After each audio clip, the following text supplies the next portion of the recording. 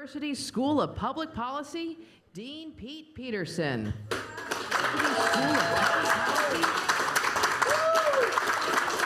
Hello, CPAC, and welcome to Malibu, California. I'm Pete Peterson, Dean here at the School of Public Policy, and it is a great honor to welcome you from around the world and back in DC, right here to Southern California, to America's most beautiful college campus. Before we get started with our amazing panel, I just wanted to say, in reference to one of the elements of the president's speech, and I hope Hayden Williams is listening and there in the auditorium in Washington, D.C. I've watched the video of what happened to you many, many times over this last week. And I think what you need are 2 years here in Malibu, California to recover. And so if you're listening, as the dean, I can do this. I want to offer you a scholarship to enroll here at the Graduate School of Public Policy.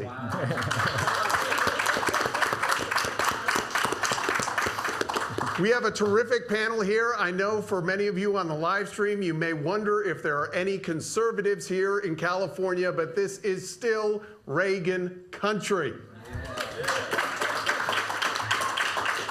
To my left, I'm honored to be joined by Congressman Tom McClintock, a real constitutional conservative who represents California's 4th District. To his left, Dr. Lonnie Chen, the Steffi Research Fellow at the Hoover Institution, one of America's great conservative think tanks. Also, he was the policy advisor recently to the National Republican Senatorial Committee. And to his left, the great John Wood Jr., Director of Media Development for Better Angels, and also a supporter and ran against Maxine Waters in the 2014 election, a supporter of the Republican Party here in LA County. I want to begin with you, Congressman. A lot of people wonder, hey, this used to be Reagan country.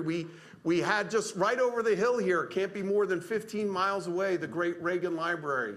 And really for many years, Republicans were in power here in California. That has all changed over the last 10 or 15 years. And I just wanted to get your sense as someone who not only serves in Congress, but before that served in the state legislature, why you think there's been this change and what lessons can Republicans and conservatives around the country take?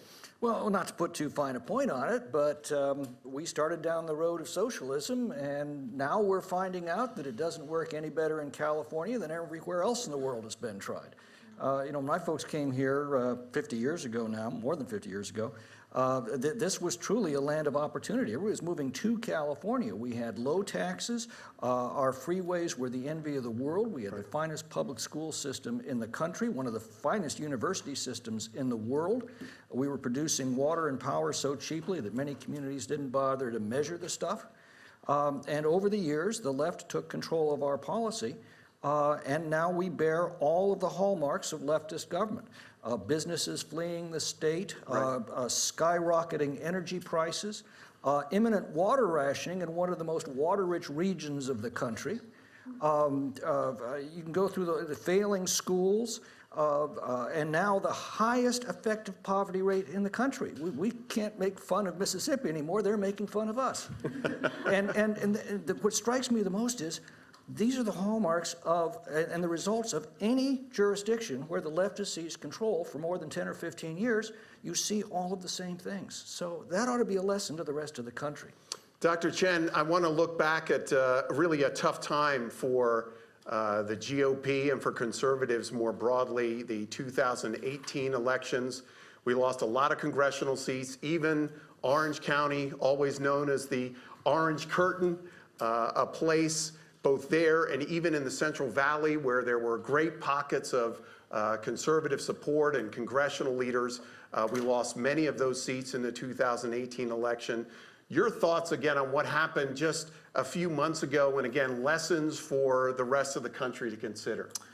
Well, I think the biggest thing is as conservatives, we allowed Democrats and progressives to frame the discussion in far too many places. If you think about the argument that Democrats wanted to have with a lot of Republicans, it was over accusations that Republicans wanted to strip them of protections on pre-existing conditions in healthcare. You saw this fight over and over and over again across the country. And Orange County was no exception. California was no exception, that you had progressive candidates making the false argument that because conservatives wanted to replace Obamacare with something that would be more free market, that would lower costs, that would be better, that because of that, somehow they wanted to take away people's pre-existing conditions and protections. And I think that ended up being very, a lot of people bought that argument, quite frankly. And I think when you put conservatives on the defensive in that way, it becomes very, very difficult to do well in places like Orange County, which, let's be honest, are very politically divided. The Orange County of today is not the same Orange County that existed 20 or 30 years ago. It's a different place. It is politically much less homogenous. And so as a combination of Democrats putting Republicans on the defensive, in part with a false narrative, the demographics changing. And then the last thing I would say is that I do think in California there are some practices that have to be examined in terms of how we vote to ensure the security of the vote here. I have great concerns about a concept known as ballot harvesting, which I think in some districts did create some challenges because you had votes being counted well after the election was over.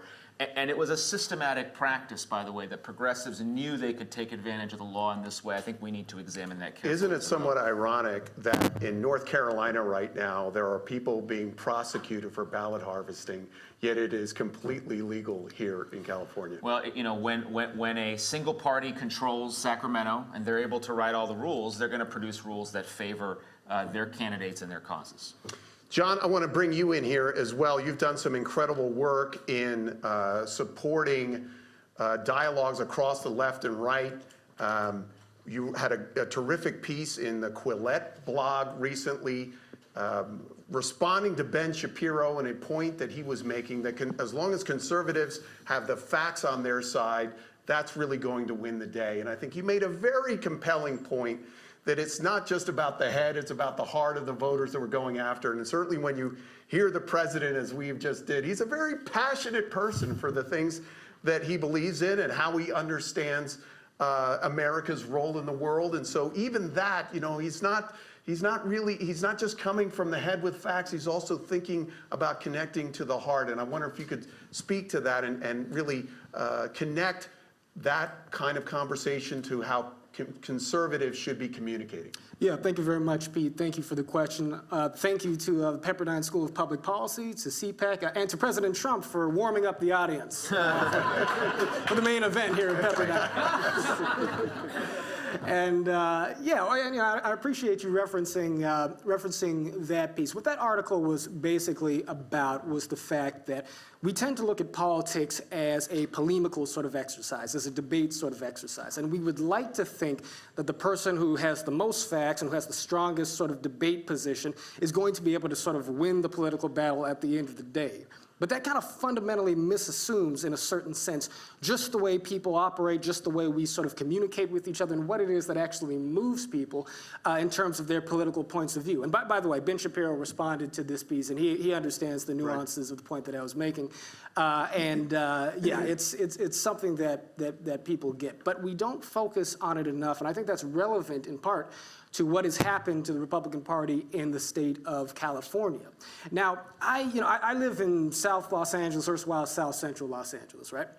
And it's an interesting thing because when we look at the media, we see these big narratives about, left versus right. We look at all the ways in which we have to disagree, all the ways in which we have to oppose each other on all of these vital points. But when you get to the community level, you see stories being told that go beyond, the sorts of high-level partisan differences that we have and show us that there is an opportunity for us to rebuild civil society around shared values and around shared interests. And so what do I mean by that? Social psychologist Jonathan Haidt says that the human mind is not a logic processor, it's a story processor. I can tell you stories about conservatives in South Los Angeles, in Watts, in inner city LA who are running schools, after-school programs, who are working with law enforcement, building relationships with the community.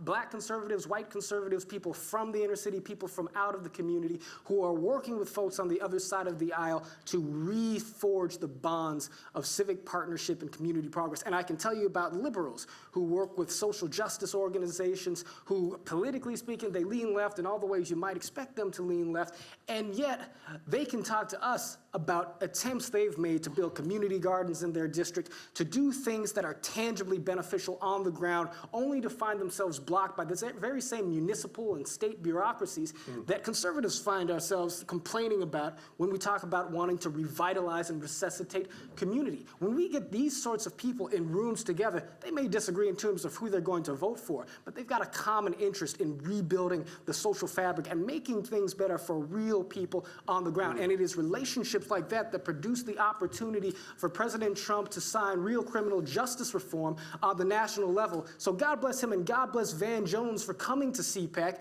and being honest about the fact that people who are really concerned with making a difference in America can see past their ideological disagreements to do the things that need to be done in people's real lives. That's the sort of conservatism that I believe in, and that's the sort of conservatism that'll bring things back in California.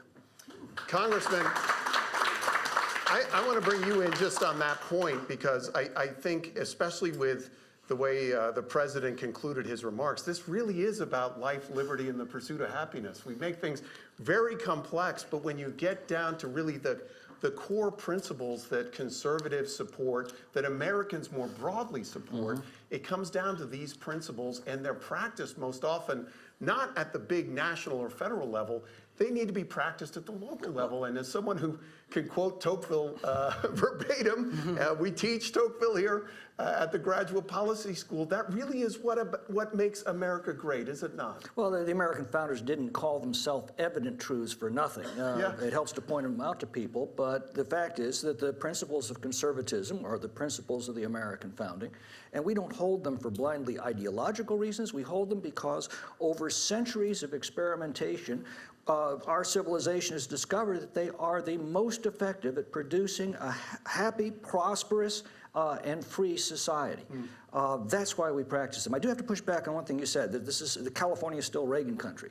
Well, it was Reagan country when we were practicing Reagan's principles of limited government, of low taxes, low regulations. People were flocking to our state. It's no longer Reagan country. Quite the contrary, we now have among the heaviest tax burdens in the country, heaviest regulatory burdens in the country, and we're watching a massive out-migration. We're losing about 100,000 more people are moving out of California every year now than moving in. The good news is California Republicans are still winning the vote. The problem is people are now voting with their feet and leaving. And Lonnie, I want to bring you in on this. Victor Davis Hanson had a terrific piece in the Daily Wire just a couple days ago. He titled it "California on the Cusp of Catastrophe." These issues that the congressman raises, you know, they're talking about the new Green Deal in D.C. Well, we've had the old Green Deal in California for a number of years, and whether it's the so-called high-speed rail or a number of other environmental policies, we're seeing the real deleterious effect on our own economy here, and not for the 1% at the top. It's not, you know, the folks in the Bay Area are doing fine, the folks down here in Hollywood and Southern California are doing fine, but across great wide swaths of California, the middle class and lower middle class, whether we're looking at energy prices or job-killing regulations, are being driven out of the state. And I wonder if you could speak to a little bit of the regulatory environment here and how sustainable it is. Well, they ought to call it the Great Red Deal here in California because of all the debt that it's caused in our state and all the ways in which it's precipitated really a unmanageable set of policies. So if you think about, you mentioned the regulatory element of it, everyone already knows that California's got the highest tax burden in the country, one of the highest tax burdens in the country. We have a regulatory system that's driving business away. If you want to look at the result of years and years of bad regulatory policy, you look at the city of San Francisco as a great example of what happens when you see a place where There's so much concern about satisfying all of these different constituencies, all of these different interests, and creating a regulatory structure where you don't have affordable housing. You've got people living on the streets. You've got a public safety system, by the way, that is not equipped to handle all of the challenges that are posed by these situations. So the economics of California, in my mind, are a cautionary tale for the rest of the country. And if the rest of the country decides to go the way that Alexandria Ocasio-Cortez and these people who advocate for the Green New Deal, if it goes in that direction, California is example number one of what the challenge will be. And I would just say, take slight issue with the notion that we're on the cusp of catastrophe. I think we're already there. When you think about the way that the legislature and the governor think about what they need to do in the state, their answer is not free markets and free enterprise and free people. Their answer is more regulation, more taxes, and more government control. And I just think we are well past the tipping point already. Well, and the other piece, just to, I think, put this into the mix of policy issues, are taxes. I wrote a piece for Real Clear Policy about a year ago discussing the concept of Bernienomics and how that's practiced here, and the fact that we are taxing the 1% higher than any other state in America, in the United States. And with that, we've been recently evaluated by Moody's, the fiscal evaluation firm, that we are the state least capable of withstanding the next recession because we become so top-heavy and so dependent on the 1% that if the market shifts just a little bit, if the economy just shifts a little bit, we are going to be the ones that feel it worse than anyone else. So on that, just on the subject of taxes as well, Congressman, I wonder if you could speak to how that has changed over the years as well. As Art Laffer has often pointed out, there's nothing more portable in the world than money and rich people, and that is a threat given the extremely disproportionate tax system we have in California. But the folks who are really getting squeezed out right now are not the very rich or the very poor. It's the middle class that's leaving, and they're leaving in droves. I've got a fellow who used to work for me many years ago. He now makes a very good living advising California companies on relocating out of state. And his rule of thumb is if you make over $500,000 a year, hey, you can afford the nice weather. Right. If you're making under $50,000 a year, well, your taxes are relatively low and you've got lots of services. Right. If you make between 50 and 500, get out while the getting's good. And that's what we're seeing in the demographic data. And the thing that really gets me is when you look at the census data, a lot of folks are leaving California. I mean, this beautiful state, we've got the most equitable climate in the entire Western Hemisphere. Right. We're blessed with the most bountiful resources anywhere in the continental United States. We're on the Pacific Rim in a position to dominate world trade, and yet where are people moving? They're leaving this beautiful garden of a state for places like the Nevada and Arizona deserts. Now, I cannot conceive of a single act of God that could turn our beautiful state into a less desirable place to live than the middle of the Nevada nuclear test range. And what we're learning is acts of government can do that, and look to California and other states so governed like Illinois and New York, you're seeing the same thing. People are leaving in droves. You know, the Legislative Analyst's Office here in California earlier in 2018 released a study looking at who was leaving the state. And I thought one of the data points that was really so concerning is that when they broke it apart by age demographic, the largest age cohort leaving the state of California are 18 and under. And it's not as if they're running away. These are the kids in families that are now being taken out of the state. So it's really families, middle-class families, large families that can no longer afford to live here. And I want to get to you, John, because I think this point that the congressman raises around who is really being impacted by this so-called Green New Deal economy, this Bernienomics economy, are not the rich and the poor. They're the lower middle class and the middle class. And they are not just Caucasian and white. They are across the ethnic spectrum. And I wonder if you could speak to the possibility or the prospect for creating a movement here in California that actually had those groups of people coming together. Yeah, I mean, there's all sorts of irony in the way that the state of California is set up structurally, because And, it gets to sensitivities about the issue of immigration because we tend to import competition on both ends of the economic sort of ladder. On the upper end, I think about 33% of the job seekers in the state of California have bachelor's degrees. About 17% of jobs require bachelor's degrees, which means that leftover 16% is bumped down to compete with people with associate's degrees who then compete with people with high school diplomas.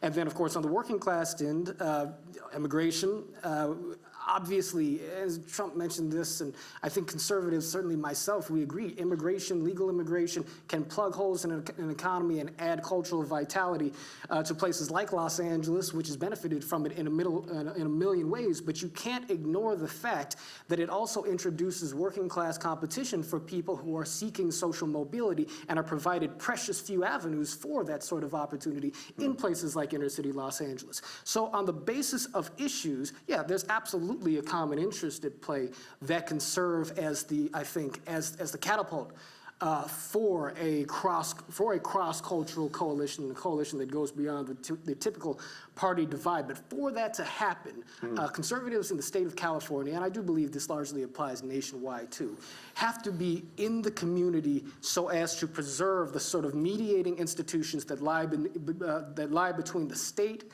where liberals tend to be concerned, and with the individual, where conservatives and libertarians usually tend to be concerned, to be able to sort of redevelop the bonds where people actually meet each other. Churches, families, nonprofit organizations. I work with a lot of nonprofit organizations. We give about $400 billion as a country to nonprofits every year. And one thing I note is that even though conservatives talk about defending individual rights so government doesn't crowd people out of the private sector and so forth, I meet far more liberals in the nonprofit and social impact sector who are at work on the ground in communities, but then tying those activities to political issues, then I find conservatives who wed those two things. Usually you have conservative activists over here, and I'm generalizing, but then you'll have Republicans who are working in the community, working in education, working in nonprofits over there, and yet never the two shall meet.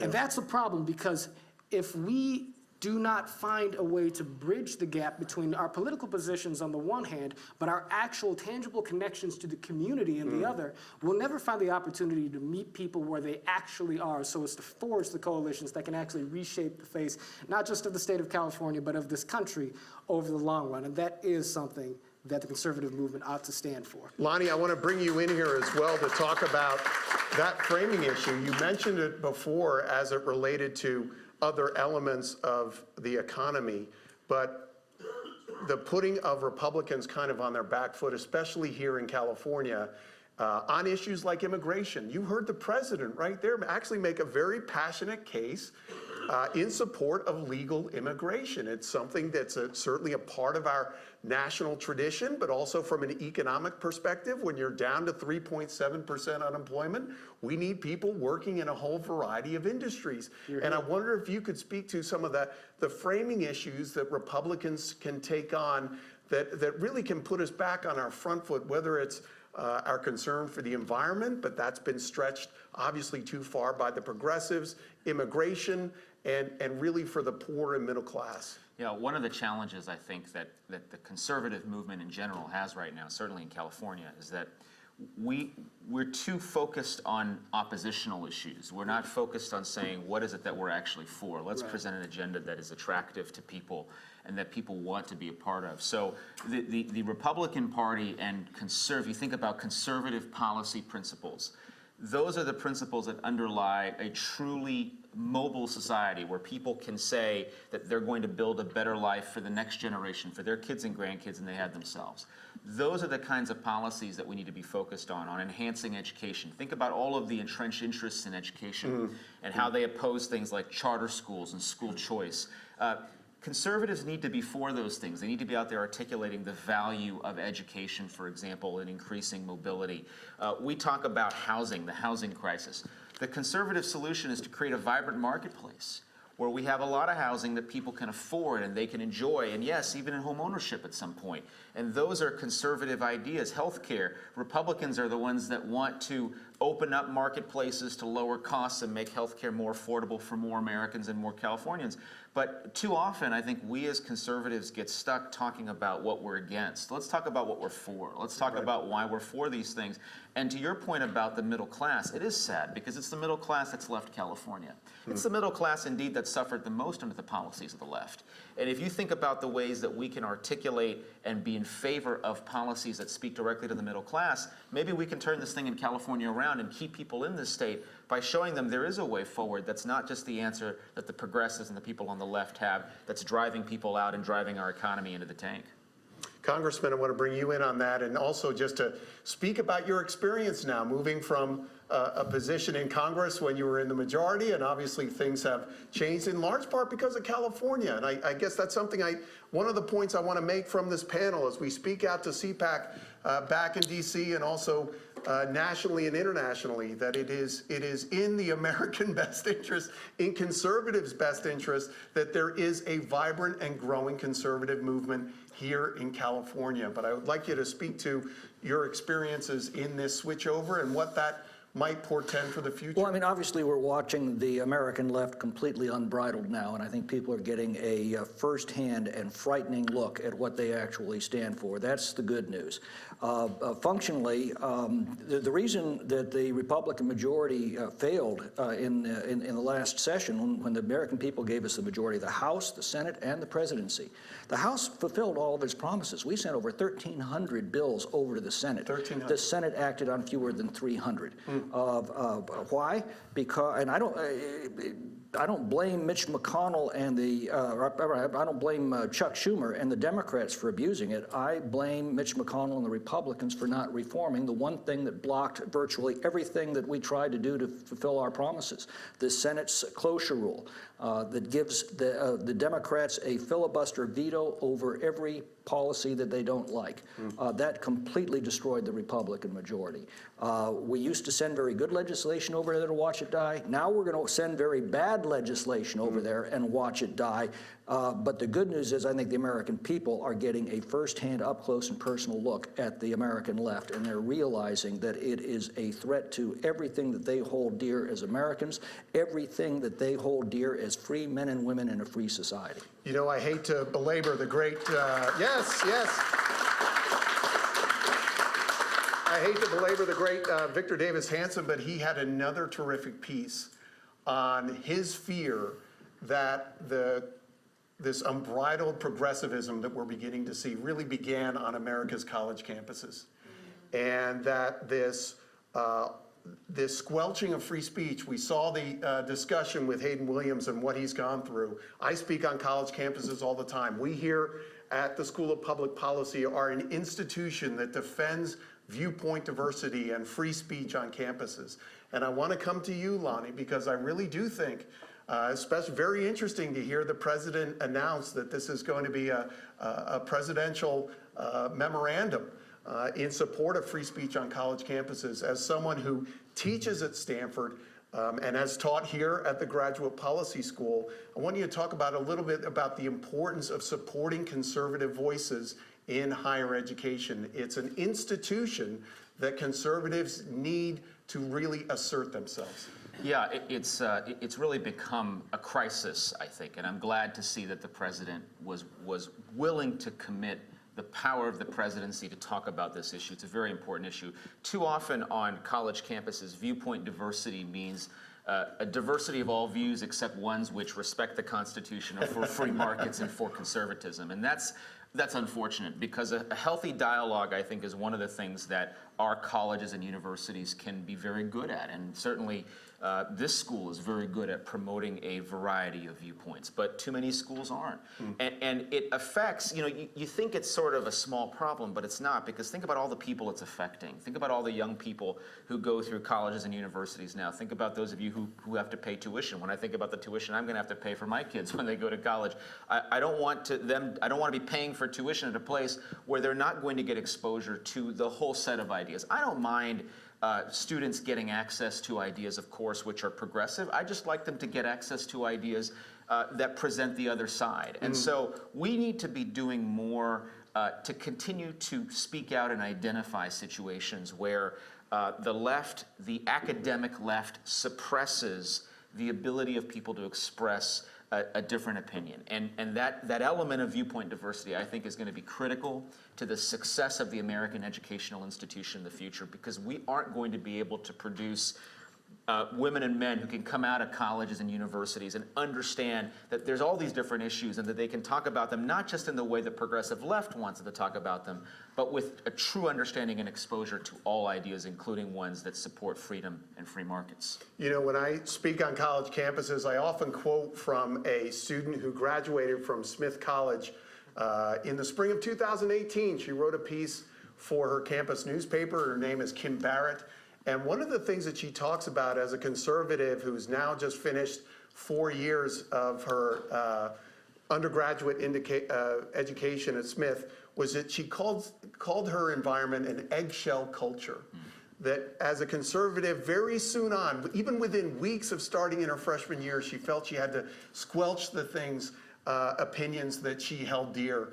And I'm really concerned that that eggshell culture is now beginning to spread to this broader campus environment, and that we're not able to talk with one another, not only about political issues, whether they're conservative or progressive, but even important things like around faith. It was great to hear the president again talk about the importance of religious liberty, which is such an undergirding issue. We just had another story up at Cal where a Christian student in the collegiate senate there was really shouted down for taking a Christian position, defending her faith on that college senate. And so that's another part of this conversation as well. And John, I want to bring you back in here again as someone who's facilitated these kinds of conversations between people who maybe initially might have actual hatred for one another. How can we get through this to be able to allow more conservative views to be expressed on college campuses and views of faith? And it's not just Christians, it's Jews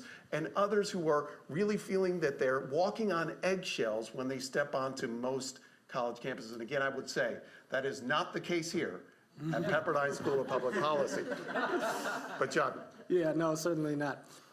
Yeah, I mean, look, it's every bit as serious an issue, I think, as you mentioned.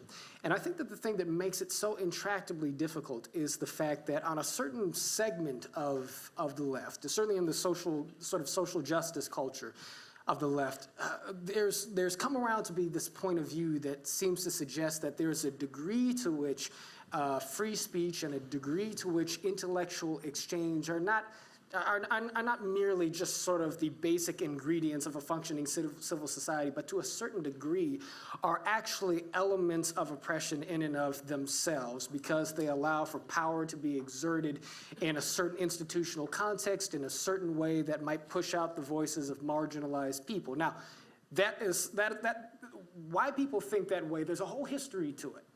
And I don't want to make light of people's feelings around this issue, because the thing that folks need to hear and need to understand across the political spectrum is that if you believe in something firmly, if you believe in something to your core, you need to test your beliefs against the mettle and the merits of people who have a different point of view. I can tell you from the bottom of my heart, I have a much deeper and stronger understanding of my sense as a conservative and of my conservative philosophical point of view because of the many conversations I've had with my progressive liberal aunt who voted for Hillary Clinton and would likely vote for Kamala Harris or someone like that. She has made me a better conservative. I am a better Christian because of my atheist friends, because they have been willing to go deep into the sorts of conversations that allow us to understand who it is we really are and what it is we really believe.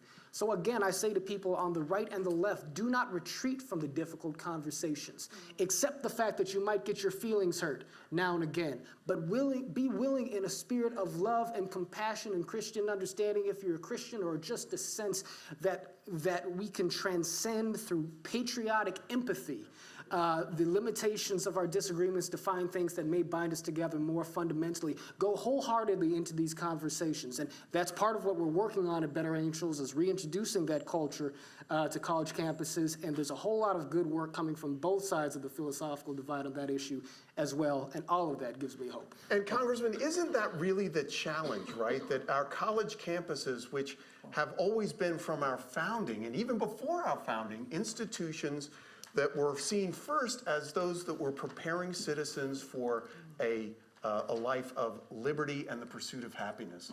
But in so many places, they've become these echo chambers that not only are saying the same thing to one another, but they're squelching the voices of others. So you're not getting that kind of dynamic that John, I think, rightly points. We're not talking about now squelching progressive voices. We don't want that pendulum to swing the other way, but we need that point counterpoint, and really colleges should be that place that provides those kinds of But conversations. there's reason they're doing that. When you see the ferocity with which the authoritarian left is suppressing free speech, not just in university campuses now, but in general society. I mean, I've got so many conservative friends who say they won't even get into a discussion anymore because it's just not worth it.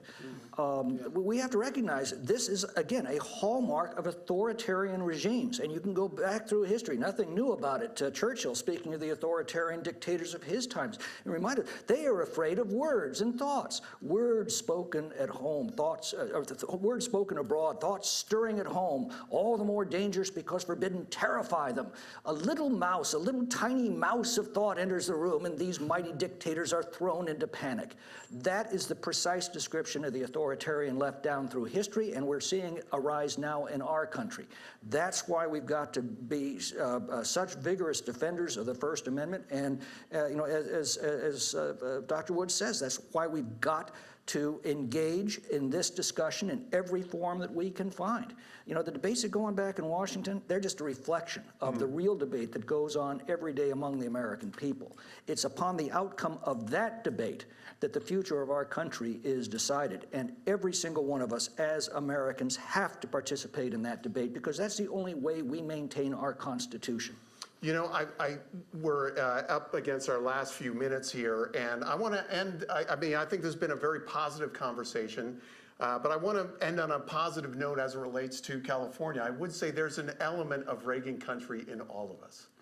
And that element of Reagan country is a positive outlook. He was governor of this state. Yes, it was, 40, 50 years ago, but at the same time, I really do sense, certainly in this room, and when you look back at DC, hello back to DC, I see a real positive spirit there. And I think that is something that we have the eggshell culture on one side that's coming out of many American college campuses and coming from the left that you should be worried about. Don't say the wrong thing at the wrong time. But there's also a very robust, positive perspective that comes from Reagan that we learn from him. And so, Lonnie, I want to go to you.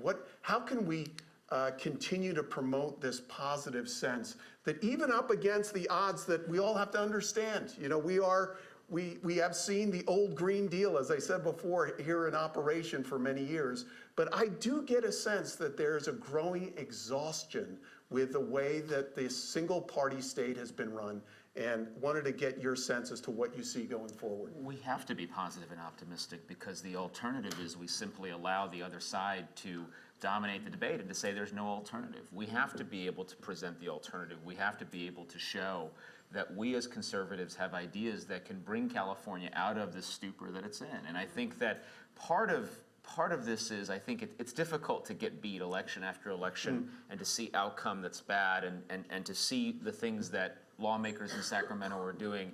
And it's easy to get discouraged, I understand that. But unless we are out there fighting for our ideals and our values and the policies we believe are the right ones to turn the state around, no one else is going to do it. So it's incumbent upon people in this room, upon people who are listening from abroad and from afar, to realize that California can be an engine of conservative innovation again. It can be a place where great ideas start and where they're tested and where they're built. And I agree that the pressure testing is really important. So we can be that place again. If we aren't optimistic about it, then who will be? It has to start somewhere. John, we got just about a minute to go. Your thoughts on the importance of maintaining this positive outlook? Yeah. Well, look, I mean, at the end of the day, the irony of politics is that we are in this competing with folks on the other side of the aisle, competing with folks from the other party. And you need that competitive friction always, because you can't have the stagnation of ideological or political uniformity. That's why the Democratic hegemony in the state of California is so dangerous. And yet, everything that we seek to do as Republicans or as conservatives for the good of this country, we also seek to do for the well-being of our Democratic neighbors, right? And that should remind us that what is really needed in this country right now and from the conservative movement is not just a conservative story of what America is or a progressive story of what this country is, but an American narrative that highlights and that pulls forward those eternal values that are enshrined in our Constitution and our Declaration of Independence that represents the heritage of all people in this country, black, white, left, right, and center, and everything else in between. Right. That is the wealth of our current moment, the wealth of our future, if we can just reunite around those things. The conservative movement last must few stand minutes, for that. last few seconds. Well, we have to teach these things, particularly to a generation that I'm afraid is losing the memory of freedom. And I'm so often confronted with the question, well, capitalism is so selfish. And my response is, what do you mean selfish? It is the most charitable institution that we have ever created. There is only one way to succeed in a capitalist society. You have to figure out the needs of another person and fulfill those needs. That is the only way you succeed, is fulfilling the needs of somebody else. Right. And you are rewarded in precise proportion to the amount that you're able to meet. Right. And what's socialism? It's exactly the opposite. It's taking the earnings of someone who has met another's needs and taking them for yourself. That is socialism. And somehow this generation, a lot of them anyway, seem to have gotten it backwards. Well, we're and we've got to start teaching these principles looking again. to take that, engage that generation here at the School of Public Policy at Pepperdine. I want to thank our audience here. I want to turn it back to Washington, D.C., and another great defender of education, Dennis Prager and PragerU. Good afternoon from Malibu, California.